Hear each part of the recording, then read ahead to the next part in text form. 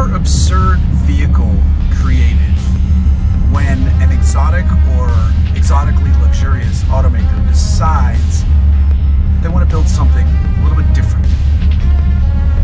Lamborghini is building some weird stuff. Aston Martin has the DBX coming out on the horizon.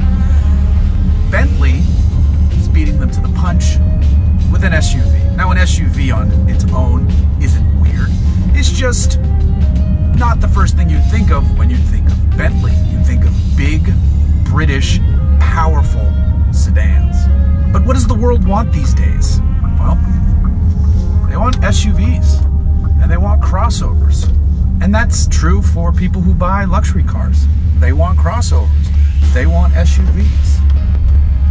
So Bentley, not wishing to deprive rich people of the ability to spend their money, has come up with an SUV of their own. This is the Bentley Bentayga. And much like most Bentleys, it's fast as f***. Now this is more than just a glorified, gussied up Audi Q7. Much more, in fact. Under the hood is a 6-liter W12 engine, and it's aided by a pair of turbochargers. Breathing through those turbos, it's making 600 horsepower and something like 664 pound-feet of torque. It's routing all of that energy through a 7-speed paddle-shiftable automatic gearbox and out to all 4 wheels. There are driver-selectable driving modes. I'm in Sport. You have to do a little bit of German here because there's some German engineering hidden in this, which is what makes it good. Much like Lamborghini, there's German, Audi, Volkswagen, Porsche goodness hiding in these cars, and that's why they're good.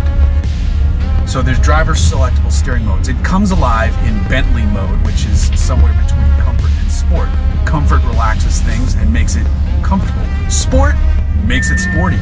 Now, even in sport, this is a very nice ride. It's quiet and comfortable. These seats are heated and cooled and have massage functions, and they are multiple way adjustable, including the bolsters and the thigh bolstering, and even the bottom seat back will roll forward a little bit.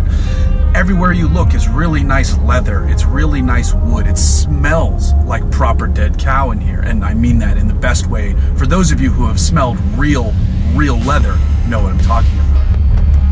That's how it is in here, and you can just cruise gently in this car and keep your family happy. You're very, well-to-do family, but you don't have to. You can kick them out and floor it. This thing will run from 0 to 60.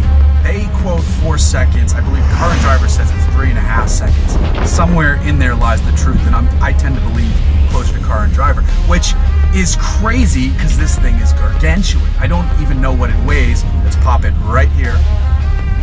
That's how much it weighs. So the engine has its work cut out for it. The brakes have their work cut out for it. The steering has its work cut out for it. But it all works really, really well. Now, with the brakes, make sure you get on them early enough because this is a lot of heft to haul down. But the steering, there's not a lot of feel here, but this thing turns in far better than you'd expect. I'm not talking about a sports car, obviously, so it's not going to dance through the twisties, but I've driven this fast on some delightfully curvy roads, and I was shocked at how well it handled. The weakest point in the Link are those brakes, just because it has to haul itself, just because it has to haul so much heft down. But they work, you just have to stand on them a little earlier and a little harder. That's all. In normal traffic, they're fine. They're 100% fine. They work great for this vehicle. Now, just tootling around, you start to wonder though, especially when you pull up at stoplights next to Range Rovers and look down on them with disdain. Why would you buy this over a Range Rover? This starts at around $230,000. This one, as equipped, is $250,000, and it's very easy to turn one of these into a $300,000 vehicle. So why would you spend the extra $100,000 to $200,000 over a Range Rover? I'm not sure, to be totally honest. Getting inside a well-kitted out Range Rover is a lovely thing. Those are fantastic vehicles with fantastically powerful engines that are supremely capable on-road and off-road. This is quite capable on-road and off-road too. There was a magazine that took one of these out to Moab, so this can go and get dirty. A friend of the show, MC3 Films' YouTube channel, took one of these and also got it dirty as well. So look that up on YouTube if you're so inclined. So you can go and take this to get dirty. If you're on the road, you're as fast as most of the cars. You're faster than most of the cars on it, which is crazy for how big and comfortable and luxurious this thing is. But back to the Range Rover question. Does it feel more special? I personally am a big Range Rover fan, so I don't know if I see the reason or the need to spend the extra money. Don't get me wrong, this thing is pretty damn awesome, especially in the general absurdity of it, that you're in a Bentley SUV. Why should someone buy this over a Range Rover? Because they want to. I mean, that's the only reason you really need to buy a Bentley. There's proper luxury cars that do what Bentley sedans do, but there's just that little bit more. It's the little bit better. It's the better quality of the leather, the nicer looking wood, the fact that to use the vents, you use something called organ pulls. The clock looks fantastic sitting up there, but behind the infotainment system, it's Volkswagen Audi. The gauges do look like really nice watches. The touch of the surround for the start-stop, which is down here and also selects the driving modes, feels like the dial of a really nice watch as well. So there's something about the exquisite craftsmanship that comes with it. But still, you have a hard sell to someone who wants to get a fully prepped Range Rover, because those are brilliant as well. You just have to sell them on the extra magic of buying a Bentley. For some shoppers, I don't know if that's going to be enough, but for the ones who do make the decision to buy this ridiculous physics-defying Luxo beast, they do get a hell of a vehicle, and it makes a hell of a statement on the road. You put your foot down and that W12 just sings.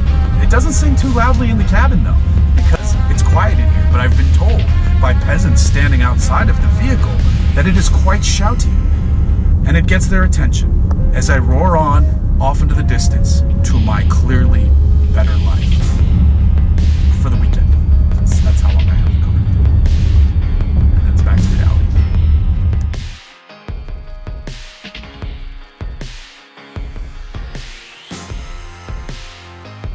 Under the hood is a twin-turbocharged 6-liter V12. No.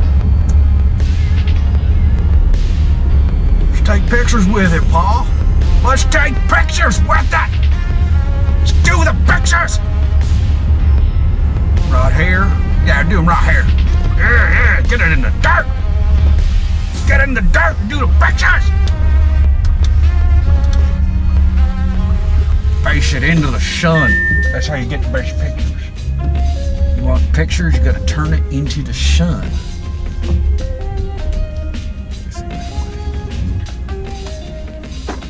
Goodbye.